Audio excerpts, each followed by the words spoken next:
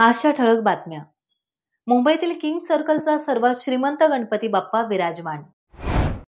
गणरायाचे आगमन काही तासांवर उत्सवप्रिय जनतेत उत्साह. रोह्यात डॉक्टर सी.डी. देशमुख शहर सभागृहाचे काम अंतिम टप्प्यात. चाकरमानी गुहागरमध्ये दाखल होताच बाप्पा घरी निघाले. गणेशोत्सवासाठी कोकण रेल्वेत प्रवाशांची तुफान गर्दी. आता पाहूयात बातम्या सविस्तर स्वरूपात. मुंबई शहरातील जीएसबी सेवा मंडळ किंग सर्कलचा श्री गणाधीश सर्वात श्रीमंत गणपती म्हणून ओळखला जातो. या गणरायाचे प्रथम दर्शन झाले असून नवसाला पावणारा राजा म्हणून मुंबईत या गणाधीशाची ओळख आहे. सर्वात श्रीमंत असलेला गणपती म्हणून ओळख असणारा, करोडो रुपयांचे सोन्याचे दागिने परिधान करणारा असा हा बाप्पा आपल्या जागी विराजमान झालाय.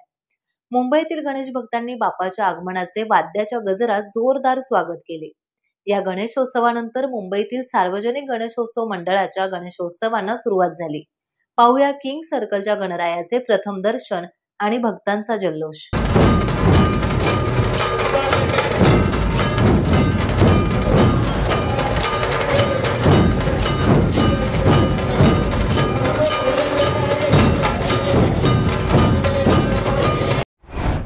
रायगड जिल्ह्यात गणेशोत्सवानिमित्त सर्व शहरांमधून बाजारपेठांमध्ये मोठी गर्दी दिसून येते.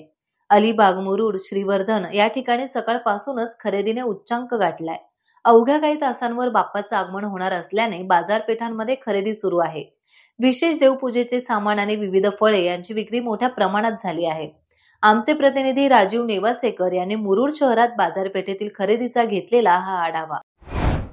रोह्यात मुंबई पुण्यातील अद्ययावत नाट्यगृहांच्या तोडीस नाट्यगृह असावे, जे मराठी सिने नाटक क्षेत्रातील दिग्गजांच्या पसंतीस उतरेल, या कामाकडे खासदार सुनील तटकरे जातीने लक्ष देऊन आहेत.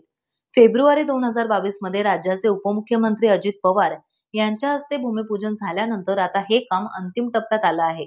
लोकसभा पावसाळी अधिवेशन संपल्यावर खासदार सुनील तटकरे यांनी सोमवारी 25 ऑगस्ट रोजी रोह्यातील शहर सभागृहाच्या कामाचा आढावा घेत पाहणी केली.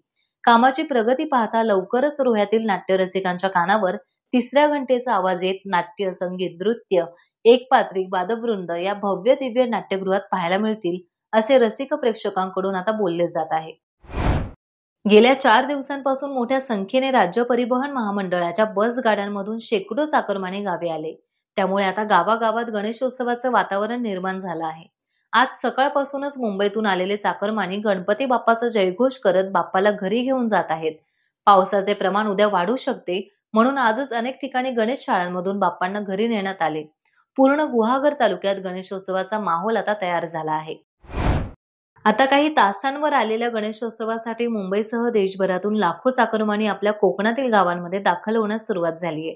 कोकण गणेशोत्सव हा केवळ एक सण नसून तो कोकणवासियांसाठी एक जिव्हाळ्याचा सोहळा आहे. या सोहळ्याची ओढ आणि बाप्पाच्या आगमनाची उत्सुकता प्रत्येकाच्या चेहऱ्यावर स्पष्ट दिसत आहे. कोकण रेल्वेच्या माध्यमातून यावर्षी सुमारे 6 ते 7 लाख भाविक कोकणात येतील असा अंदाज आता वर्तवला जातोय. टाइम्स डिजिटलला लाईक करा, शेअर करा, सबस्क्राईब करा आणि बेल आयकॉन दाबायला विसरू नका. Times digital.